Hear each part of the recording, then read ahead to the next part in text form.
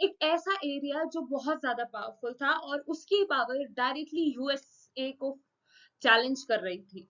और अचानक से वो जो वर्ल्ड पावर थी, वर्ल्ड की second most powerful super powers एकदम से डिसअपियर हो गई। क्या हुआ और कौन सी ऑर्गेनाइजेशन थी वो, कैसे ये जो सुपर पावर है एकदम से डिसइंटीग्रेट हो गई। चलिए हम इस वीडियो में यही जानने वाले हैं कि ये जो यूएसएसआर है, ये जो सोवियत यूनियन है, ये कैसे बना था एंड एट द एंड ये कैसे डिसइंटीग्रेट हो गया, क्या फैक्टर्स थे, क्या रीजंस थे जिनकी वजह से यूएसएसआर डिसइंटीग्रेट हुआ। तो हम एक टाइमलाइन फॉलो करते हुए जाएंगे from the beginning till the disintegration of USSR. तो ये पूरी टाइमलाइन हम थ्रू आउट मेंटेन करेंगे, सो जस्ट स्टे कनेक्टेड।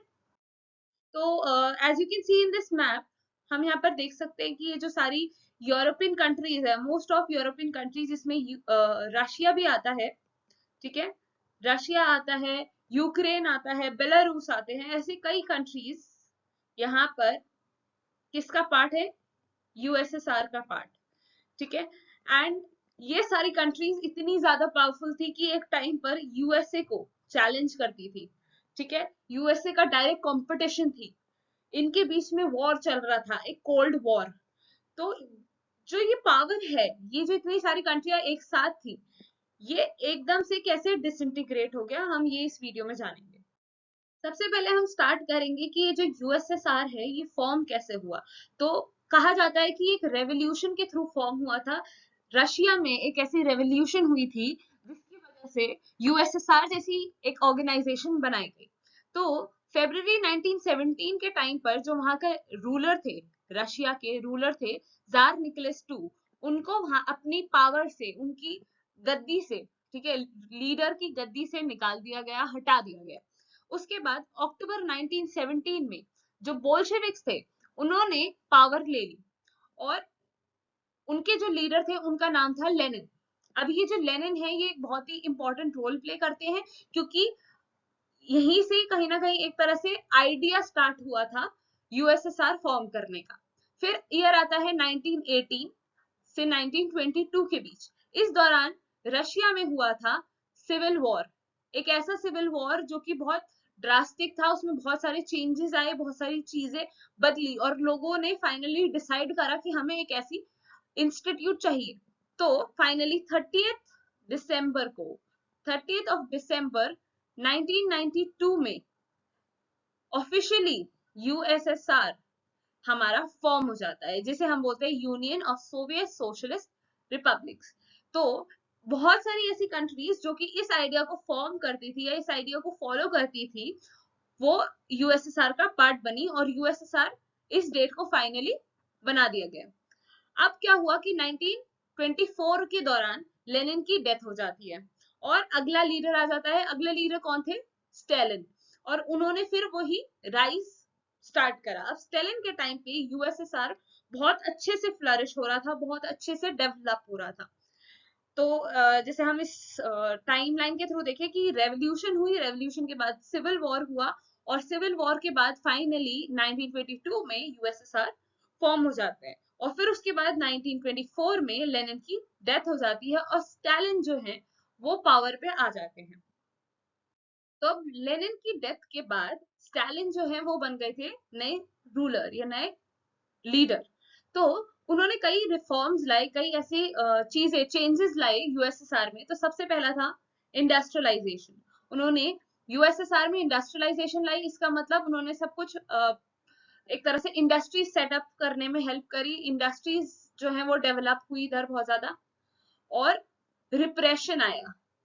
तो लेनिन की जब डेथ हुई 1924 में, तो जोसेफ स्टालिन उन्होंने पावर को अपने अंडर लिया और उन्होंने सबसे इंपॉर्टेंट 5 ईयर प्लान्स, ठीक है, इट इज वेरी इंपॉर्टेंट कि उन्होंने 5 ईयर प्लान्स को शुरू करा इन द ईयर 1928।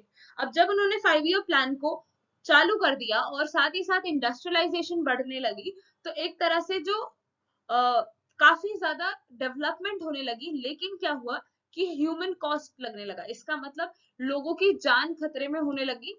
बेशक इंडस्ट्रियलाइजेशन ज्यादा हो रही थी, बेशक वो डेवलपमेंट लाने की कोशिश कर रहे थे, लेकिन it was on the cost of human life. फिर जो इंडस्ट्रियलाइजेशन ड्राइव आई थी, मतलब जो इंडस्ट्रियलाइजेशन इतनी ज्यादा एकदम से यूएसएसआर में बढ़ी, तो उससे क्या हुआ, पहली बात तो कि 5 ईयर प्लान्स शुरू हुए, स्टील, कोल और हेवी मशीनरीज जो है वो बहुत जल्दी एक्सपैंड हुई, बहुत जल्दी स्प्रेड होने लगी पूरे यूएसएसआर में। Force collectivization reshapes agriculture. अब फोर्स करा जा रहा था आपको कि आप कलेक्टिव अपनी ऑर्गेनाइजेशन फॉर्म करो, आप कलेक्टिव जो भी प्रॉफिट हो रहा है उसको कलेक्टिवली फॉलो करो।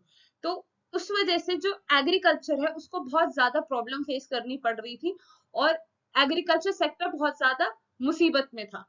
और 1940 तक जो यूएसएसआर था वो वर्ल्ड का लार्जेस्ट इंडस्ट्रियल पावर बन गया था। इतनी ज्यादा इंडस्ट्रियल ग्रोथ, इतना ज्यादा इंडस्ट्रीज को स्टैब्लिश करा जा रहा था और लोगों को इतना ज्यादा रिप्रेस करा जा रहा था, उनको इतना ज्यादा प्रताड़ित करा जा रहा था कि वैसे तो वो वर्ल्ड की सेकेंड लार्जेस्ट इंडस्ट्रियल कंट्री बन गए, इंडस्ट्रियल पावर बन गए, लेकिन उनको अपने लोगों की जान गंवानी पड़ी, मतलब बहुत सारे लोग जो है, बहुत सारी जानें इस दौरान गई। अब ग्रेट टेरर की बात करें तो ग्रेट टेरर आता है 1936 से 38 के बीच में। इस पे क्या हुआ था कि जो पार्टीज या मिलिट्रीज हैं इनको टारगेट करा जा रहा था, बहुत सारे प्रोपेगेंडा फैलाया जा रहा था, पर्सनैलिटी इंटेंसिफाई हो रही थी, political dissent and religious freedom suppress करे जा रहे थे। मतलब कि लोगों को अब यहाँ पर फ्रीडम बिल्कुल मना कर दिया गया था कि अब इनके पास कोई फ्रीडम ही नहीं है, इनके पास रिलीजियस फ्रीडम नहीं था, ठीक है, ये अपनी प्रॉपर्टीज ओन नहीं कर सकते थे, इनके पास जॉब की सिक्योरिटी नहीं थी, क्योंकि यहाँ पर क्या था, इंडस्ट्री सेटअप हो रही थी, ठीक है, इंडस्ट्री सेटअप हो रही है, आप अभी एम्प्लॉयड हो सकता है आगे जाकर आप एम्प्लॉयड ना रहो, और लोगों की जान बहुत ज्यादा इस दौरान जा रही थी। इस कॉन्सेप्ट को या इस टेरर को, इस प्रोपेगेंडा, ये जो प्लानिंग थी, इस सबको हम स्टैलिनिज्म के नाम से जानते हैं, जो स्टालिन का लाया हुआ एक सिद्धांत है, एक तरीका था। तो हम जैसे कि जानते हैं कि जो वर्ल्ड वॉर 2 था उस टाइम पर यूएसएसआर ने भी पार्ट लिया था और वो अलाइड पावर्स में यूएसए के साथ थे, ठीक है, यूएसए था, यूएसएसआर था। तो जब ये पावर्स, ग्रेट ब्रिटेन था, तो जब ये पावर्स आपस में लड़ रहे थे तो उस टाइम पर भी जो हानि हुई थी, जो लॉस लोगों को, यूएसएसआर वाले लोगों को फेस करना पड़ा था, वो बहुत ज्यादा ड्रास्टिक था, बहुत ज्यादा डेवास्टेटिंग था। तो 22 जून 1941 को नाजी जर्मनी ने एक ऑपरेशन बार्सिलोना लॉन्च करा था। उसमें क्या था, उसमें बहुत सारे लोगों को अपनी जान गंवानी पड़ी थी। आप यहाँ पर रिकॉर्ड्स भी देख सकते हो कि कितने 27 मिलियन सोवियत लाइव्स उस टाइम पर गई थी। और कितने डेज का ये वॉर था, तो हम देख सकते हैं कि इतना 1418 दिन का एक वॉर, इतना लंबा वॉर चला था, कितने साल से चल रहा था। फिर विक्ट्री, मतलब ये जो वर्ल्ड वॉर 2 है ये एंड कब हुआ, ये 1945 में जाकर एंड होता है, जहां पे बर्लिन फेल इन में। और सोल्जर्स जो हैं वो डिप्लॉय, कितने ज्यादा सोल्जर्स, रेड आर्मी जिन्हें बोलते हैं, वो कितने ज्यादा थे, 11 मिलियन। तो आप देख सकते हो कि कितनी ज्यादा डेथ्स यहाँ पर देखने को मिली, डेथ देखने को मिली, कितना ज्यादा डेवस्टेशन यहाँ पर हुआ वॉर के टाइम पर। और इस से भी जो यहाँ की गवर्नमेंट थी उन पर काफी ज्यादा प्रेशर बना, उन पे काफी ज्यादा पॉलिटिकल प्रेशर बढ़ने लगा, लोगों का प्रेशर बढ़ने लगा। अब यहाँ पर आता है कोल्ड वॉर, कि कोल्ड वॉर के टाइम पे यूएसएसआर का क्या अपना स्टैंड था। तो आप मैं आपको डिस्क्रिप्शन में भी मेरी प्रीवियस वीडियो का लिंक डाल दूंगी, आप जरूर से उसको देखना। उसमें कोल्ड वॉर एक्सप्लेन करा गया है कि क्या रोल था यूएसए का और यूएसएसआर का उस कोल्ड वॉर में, और कोल्ड वॉर था क्या, ठीक है। तो उससे आपको एक आइडिया मिलेगा कि एक डिटेल्ड एक्सप्लेनेशन है, तो आपको एक आइडिया मिलेगा कि यूएसएसआर का क्या रोल था कोल्ड वॉर में। तो जब ये कोल्ड वॉर बिगिन हुआ, कब बिगिन हुआ, ये 1945 में, ये 1945 में कोल्ड वॉर बिगिन हुआ, जब हमारा वर्ल्ड वॉर 2 जो था, जो हमारा वर्ल्ड वॉर 2 था वो एंड होता है, ठीक है। तो जब वर्ल्ड वॉर 2 एंड हुआ तो 1945 में हमारा कोल्ड वॉर स्टार्ट हो गया, जो कि एक आइडियोलॉजिकल डिवाइड था और एक आर्म्स रेस स्टार्ट हो गई थी। आइडियोलॉजी जो है वो डिफरेंट थी, यूएसए की भी और यूएसएसआर की भी। तो जब वर्ल्ड वॉर टू एंड हुआ तो सोवियत जो है, सोवियत जो पावर है, उन्होंने, जैसे मान लीजिए ये कोई कंट्री है जिसे ऑक्यूपाई करा गया है, तो उसका जो ईस्टर्न पावर है, ईस्टर्न पार्ट है, ठीक है, ये टेक ओवर कर लिया था यूएसएसआर ने। ठीक है, यहाँ की रिसोर्सेज हो गई, यहाँ के इंफ्रास्ट्रक्चर हो गए, यहाँ पे जो भी इकोनॉमी है, सबको कंट्रोल कौन कर रहा था? यूएसएसआर कर रहा था। और वहीं अगर हम वेस्ट की बात करें तो वो था यूएसए के अंडर। ठीक है, यूएसए, या फिर हम वेस्टर्न अलायंस कह सकते हैं, यूएस लेड वेस्टर्न अलायंस। ठीक है, तो यहाँ पर ये सब होने लगा। अब ये क्या हुआ कि ये जो सिस्टम था ये काफी लंबे समय तक चलता रहा, काफी लंबे समय तक ये एक्सप्लॉयटेशन चलती रही। यूएसए ने अपने वाले एरिया को इकोनॉमिक स्ट्रेंथ देने में हेल्प करी, इकोनॉमिकली बूस्ट करने में हेल्प करी, जबकि यूएसएसआर ने क्या करा कि यहाँ से रिसोर्सेज को एक्सप्लॉइट करने लगे, यहाँ से मशीनरी, गन्स और ये जो भी रिसोर्सेज होते हैं, चाहे वो इकोनॉमी हो, इंफ्रास्ट्रक्चर हो या मिलिट्री रिसोर्सेज हो, उनको लेने लगे, उनको इनसे एक्वायर करने लगे। अब यहाँ पर ये जो वॉर है ये आइडियोलॉजी से डिफाइन था, ये मिलिट्री राइवलरी थी और एक न्यूक्लियर बिल्डअप था। दोनों ही जो पावर्स हैं, चाहे वो यूएसएसआर हो या यूएसए हो, इनके पास न्यूक्लियर बॉम्ब्स थे। ये किसी पे भी न्यूक्लियर बॉम्ब्स फेंकते तो एक और वर्ल्ड वॉर स्टार्ट हो जाता, या फिर हम कह सकते हैं पूरा वर्ल्ड ही बिखर सकता था, डिस्ट्रॉय हो सकता था, क्योंकि ये दोनों ही बहुत ही प्रोमिनेंट पावर्स थी उस टाइम पे। तो ये क्या कर रहे थे? ये आइडियोलॉजिकल वॉर कर रहे थे, ये डायरेक्टली नहीं लड़ रहे थे, ये एक तरह से रेस कर रहे थे कि मैं पहले, और या फिर यूएसए पहले या फिर यूएसएसआर पहले। जैसे कि जो स्पेस रेस थी, तो उसमें कि मैं, यूएसए ज्यादा लॉन्च करेगा अपनी सैटेलाइट्स या फिर अपनी मिसाइल्स या फिर अपना स्पेस मिशंस, या फिर यूएसएसआर करेगा। तो ये इनके बीच में एक आइडियोलॉजिकल वॉर चल रहा था, जहां पे यूएसए जो है वो कैपिटलिज्म को सपोर्ट करता है और यूएसएसआर कम्युनिज्म को सपोर्ट कर रहा था। अब 1948 में बर्लिन ब्रोकेड, तो ये बर्लिन जो है ये 1948 में, बर्लिन आप जानते हैं जर्मनी में एक जगह है बर्लिन। ठीक है, अब क्या करा गया कि जैसे ही मैंने बोला यहाँ ऐसे डिवाइड चल रहा है, तो बर्लिन को भी डिवाइड कर दिया गया। ठीक है, यहाँ पर है यूएसएसआर और यहाँ है यूएसए, और बीचों बीच, जर्मनी के बीचों बीच, या हम कह सकते हैं बर्लिन के बीचों बीच एक दीवार बना दी गई इन लोगों को सेपरेट करने के लिए, क्योंकि यूएसएसआर से लोग यूएसए में आ रहे थे। तो ये जो एरियाज है इनसे इन्फिल्ट्रेशन बहुत ज्यादा हो रही थी, माइग्रेशन बहुत ज्यादा हो रही थी, इसीलिए इसको रोकने के लिए यहाँ पर बीच में एक वॉल बना दी गई, जिसको हम बर्लिन वॉल से जानते हैं। फिर उसके बाद 1950 से 1953 में कोरियन वॉर स्टार्ट हो गया। तो ये क्या कर रहे थे? ये डायरेक्टली वॉर नहीं कर रहे थे, पर ये प्रॉक्सी वॉर कर रहे थे, जिसमें कोरियन वॉर आता है, अफगान वॉर आता है, वियतनाम वॉर आता है। ये सारे प्रॉक्सी वॉर्स थे, जहां पर ये डायरेक्टली नहीं लड़ रहे थे सुपर पावर्स, पर एक तरह से बहुत ज्यादा टेंशन बढ़ाई जा रही थी। ठीक है, ये डायरेक्टली सुपर पावर्स नहीं लड़ रहे थे। फिर एक आता है very very important, Cuban missile crisis. अब ये क्यूबन मिसाइल क्राइसिस क्या है? तो एक जगह है क्यूबा, ये जगह है यूएसए के पास। ठीक है, आप, अगर आपको और डिटेल में इस टॉपिक को समझना है क्यूबा वाला, तो आप, जो मैं आपको डिस्क्रिप्शन में वीडियो का लिंक डालूंगी, आप उससे वीडियो को जरूर देखिएगा, उसमें प्रॉपर एक्सप्लेन्ड है एक एक चीज इन वेरी डिटेल। ठीक है, तो यूएसए के पास एक जगह है क्यूबा। ठीक है, अब ये यूएसए से 90 माइल्स दूर है बस, मतलब ये जो डिस्टेंस है ये सिर्फ 90 माइल्स का है, इसका मतलब ये इतना ज्यादा पास है यूएसए के, और यूएसएसआर यहाँ पर है। अब यूएसएसआर ने क्या करा? यूएसएसआर ने अपनी मिसाइल्स यहाँ क्यूबा में रख दी।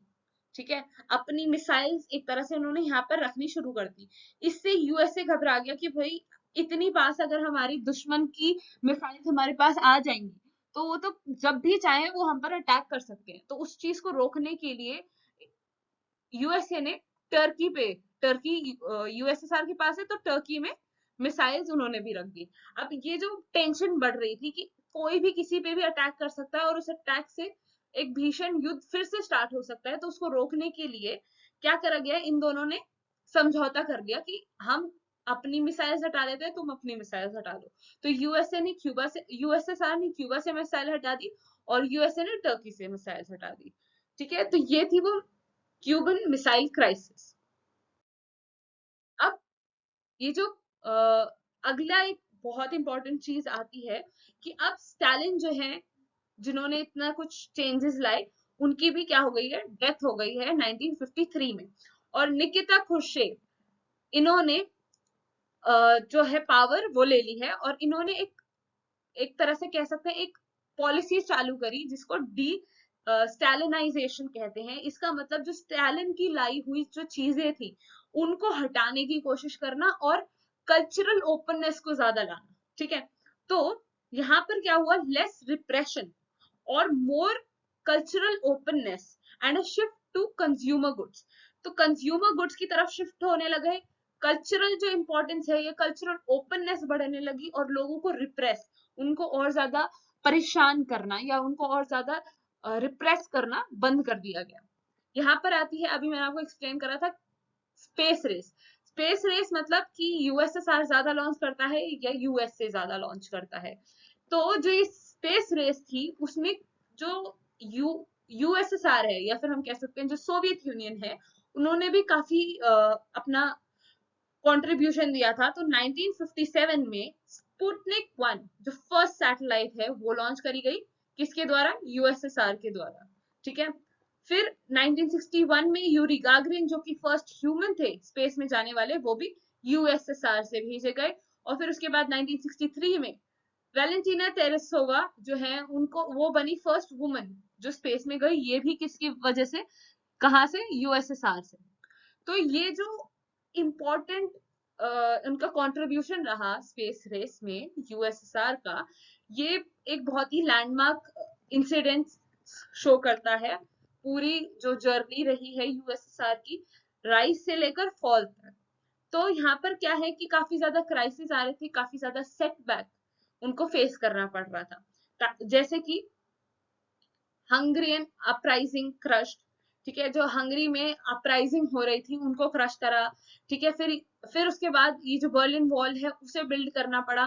फिर 62 में ही वो आ गया क्यूबन मिसाइल क्राइसिस, जो क्यूबा में सारा प्रॉब्लम हुआ। तो इसकी वजह से क्या हुआ, जो खुर्शेव थे उन्हें 1964 में पावर से रिमूव कर दिया गया। अब लीडर कौन बन गए, अब खुर्शेव लीडर नहीं है, निकिता खुर्शेव लीडर नहीं है।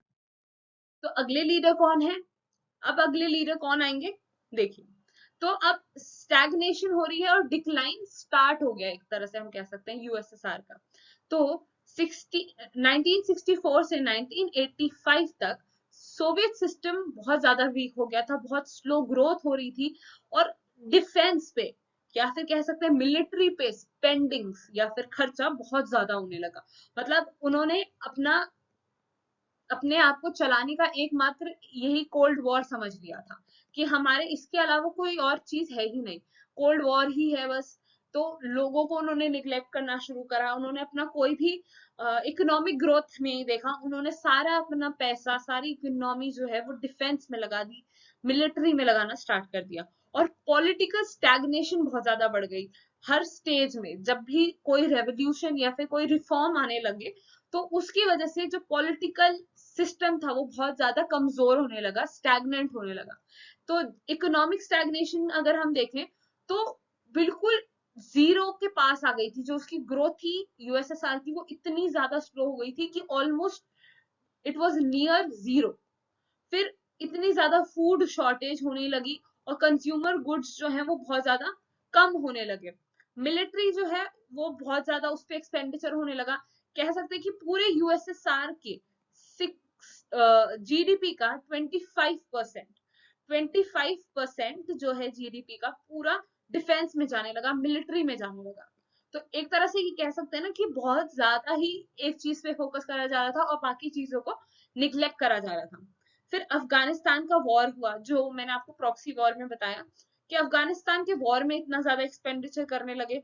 मतलब अफगानिस्तान में वॉर हो रहा है, यूएसएसआर वहां जाकर अपनी मिलिट्री को भेज रहा है, वहां पे लोगों की भी जान जा रही है, इतने सारे सोल्जर्स वहां पर मर रहे हैं, 15,000 सोल्जर्स जो हैं वो मरे। उसके बाद आपकी रिसोर्सेज जा रही हैं, चाहे वो मिलिट्री रिसोर्स हो या इकोनॉमिक रिसोर्सेस हो, हर तरह से जो स्टैग्नेशन है वो विजिबल थी।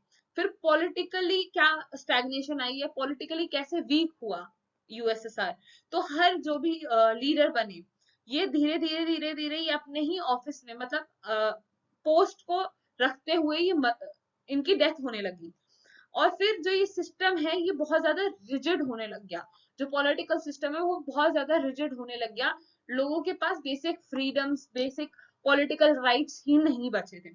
और उसके बाद एट द एंड जो नेशनलिज्म है उसकी भावना लोगों में बढ़ने लगी। तो सबसे पहले ये जो बाल्टिक स्टेट्स थे और सेंट्रल एशिया वाला एरिया, ये जो सारी कंट्रीज थी, बाल्टिक स्टेट्स और सेंट्रल एशिया, ये सारी जो कंट्रीज थी, इन्होंने डिसाइड करा कि अब इन्हें इंडिपेंडेंस चाहिए, क्योंकि हमारे अंदर नेशनलिज्म की भावना आ गई है।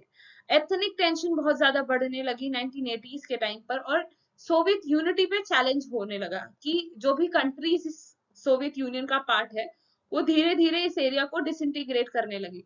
तो अब अगर हम देखें तो सारी ये जो कंट्रीज है, मान लीजिए ये सारी कंट्रीज हमने बना दी है, ठीक है, तो अब ये एक एक करके इन्होंने इस ग्रुप को, यूएसएसआर को छोड़ना स्टार्ट कर दिया था। कैसे कैसे स्टार्ट करा, तो अब यहाँ पर हम बहुत ही इंपॉर्टेंट इंसान जिसका बहुत ज्यादा योगदान रहा यूएसएसआर की डिसइंटीग्रेशन में, उनके बारे में बात करेंगे, वो है मिखाइल गॉर्बेचोव। तो 1985 में ये बने जनरल सेक्रेटरी यूएसएसआर के, और इन्होंने काफी ज्यादा रिफॉर्म्स लाए यूएसएसआर को मॉडर्नाइज करने के लिए। ठीक है, यूएसएसआर को मॉडर्नाइज करने के लिए इन्होंने काफी ज्यादा रिफॉर्म्स लाए, and it is a very very important topic. ठीक है, ये बहुत जरूरी टॉपिक है इस पूरे टॉपिक्स के लिए। तो ये जो दो इनकी रिफॉर्म्स थी वो क्या थी, पहला तो इकोनॉमिक रिस्ट्रक्चरिंग करना, मार्केट्स को लिमिट कर देना, उनको लिमिट सेट कर देना, और प्राइवेट एंटरप्राइजेस और फॉरेन इन्वेस्टमेंट्स को एनकरेज करना या राइज करना, rise of private enterprises and foreign investments. फिर प्रेस जो है, जो मीडिया है, उनको फ्रीडम मिला, उनको जो पॉलिटिकल प्रिजनर्स थे, ठीक है, उनको रिलीज कर दिया गया, और पब्लिक क्रिटिसिज्म जो थी गवर्नमेंट की उसको भी अलाउ कर दिया गया। अब ये जो रिफॉर्म्स आने लगी जिसकी वजह से फॉरेन पॉलिसी भी आई। तो अफगानिस्तान में जैसे वॉर चल रहा था और वो अफगानिस्तान में थे सोवियत आर्मी, तो उन्होंने वहां से अफगानिस्तान से उनको वापस बुला लिया गया, उनको विड्रॉ करवा लिया गया, और more autonomy for the eastern Europe, eastern Europe को ज्यादा ऑटोनॉमी, ज्यादा पावर देने लगे। नहीं तो उनको बिल्कुल निग्लेक्ट करा जा रहा था, पर अब उनको भी पावर देने लगे। और इससे क्या हुआ कि जो ये जो रिफॉर्म्स आई, इसके द्वारा जो सोवियत की वीकनेसेस हैं, और जो वीकनेसेस बनती आ रही हैं सिस्टम में, वो जो है वो दिखने लगी लोगों को, वो एक्सपोज हो गई, और इसी वजह से धीरे धीरे ये जो डिसइंटीग्रेशन है ये सक्सेसफुल। तो फाइनली अब कोलैप्स हो गया है हमारा जो सोवियत यूनियन, क्योंकि रिफॉर्म्स आती हैं, अलग अलग चीजें फैक्टर थी इस पूरे इंसिडेंट में। तो नेशनलिज्म की भावना लोगों में आ गई है, ठीक है, ऊपर से इकोनॉमिक क्राइसिस देखने को मिल रहा है, लोगों में बहुत ज्यादा इकोनॉमिक क्राइसिस है, और फाइनली जो डिसइंटीग्रेशन है वो हो गया है यूएसएसआर का। तो 1991 में क्या होता है कि हम अगर देखें 1989 में बर्लिन वॉल जो थी वो लोगों ने तोड़ दी। इससे क्या हुआ कि एक तरह से उनको धक्का लगा कि हम जो जो बर्लिन वाले लोग हैं उन्होंने कहा कि हम किसी का भी कोई रिप्रेशन, कोई भी दबाव हम एक्सेप्ट नहीं करते हैं, और हम इसको तोड़ रहे हैं बर्लिन वॉल को, और अपने बीच का जो डिफरेंसेस हैं, जो डिवाइड है, हम उसे खत्म कर रहे हैं। फिर उसके बाद अर्ली 1990s में जो बाल्टिक नेशंस हैं, ये बाल्टिक स्टेट्स हैं, उन्होंने अपना इंडिपेंडेंस डिक्लेयर कर दिया कि हम अब यूएसएसआर का पार्ट नहीं है, और हम बिल्कुल अलग हो गए हैं अब इनसे। फिर अगस्त 1991 में जो कूप था, मिलिट्री कूप जो आया, वो भी फेल हो गया 3 दिन के अंदर ही। ठीक है, बिल्कुल डिसइंटीग्रेशन पे आ चुका है अब। और फाइनली 25 दिसंबर 1991 पे जो गॉर्बेचेव थे उन्होंने रिजाइन कर दिया, और जो 15 रिपब्लिक्स जो यूएसएसआर का पार्ट थी वो डिक्लेयर हो गई एज इंडिपेंडेंट, और यूएसएसआर जो है अब वो डिसइंटीग्रेट हो गए। अब यूएसएसआर के डिसइंटीग्रेट होने के बाद जो एक ज्यादा पावर जो मिली वो किसको मिल गई, वो आ गई रशिया के पास।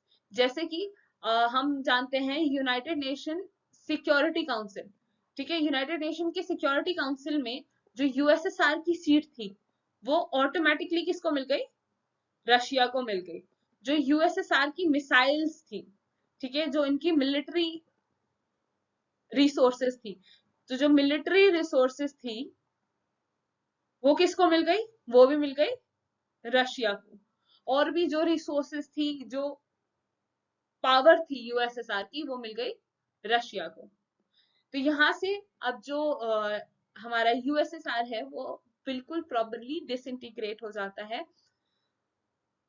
तो अब क्लियरली जो यूएसएसआर है वो डिसइंटीग्रेट हो गया है, तो जो कोल्ड वॉर है वो एंड हो गया है। यूएसए जो है वो सुपर पावर बन गया है, इकलौती सुपर पावर बन गया है। और जो यूएसएसआर की 15 स्टेट्स थी उन्होंने अपनी इंडिपेंडेंस अनाउंस कर दी है। नाटो जो है, जो वेस्टर्न अलायंस है या फिर कह सकते हैं यूएसए की अलायंस थी, मिलिट्री अलायंस थी, नॉर्थ अटलांटिक ट्रीटी ऑर्गेनाइजेशन, वो ईस्टवर्ड एक्सपैंड करने लगी। जहां पर यूएसएसआर का कंट्रोल रहता था उस एरिया में भी एक्सपैंड करने लगी, क्योंकि यूएसएसआर अब डिसइंटीग्रेट हो गया। और कम्युनिज्म जो आइडिया, ये जो आइडल यूएसएसआर फॉलो करती थी, उसने ग्लोबली क्रेडिटेबिलिटी खो दी।